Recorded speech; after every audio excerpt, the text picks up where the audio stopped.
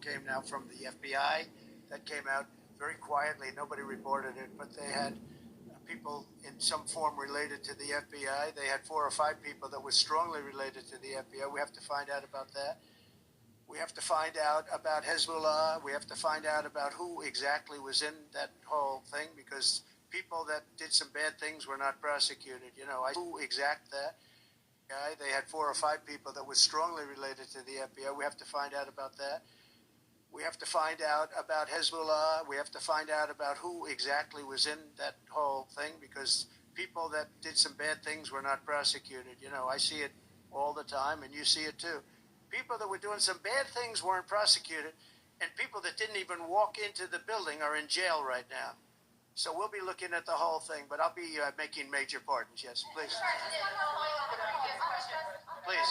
On Jack Smith's report. Good afternoon, Mr. President. It's good to see you again. 2 questions about Syria and the ongoing war in Gaza. About Syria, the Pentagon disclosed last month the U.S. has some 2,000 troops in Syria. That's almost double the number initially we were told of 900.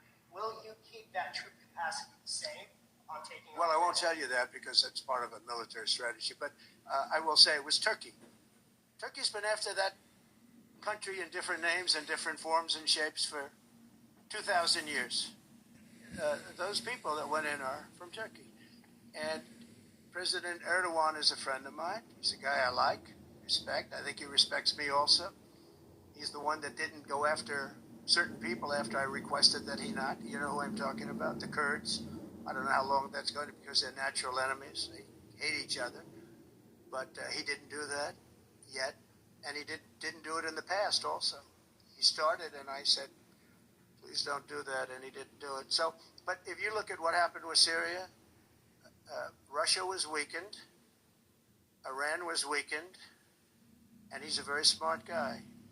And he sent his people in there through different forms and different names, and they went in and they took over, and that's the way it is.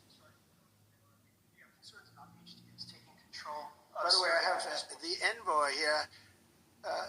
Is that in the back? Standing with my son, Eric, is Steve Witkoff, who's just got back from the Middle East, and he's done a fantastic job. He's a great deal maker. I said, what we need there is a deal maker, because nobody makes a deal. We have people that understand where the rivers are and where the meets and bounds are, but they can't talk. They can't make deals. Steve's done a great job. I just want to thank you, Steve. You've been working endlessly for months, and he's working specifically on the hostages, trying to get them back. Steve, come up for a second. Maybe you might want to say a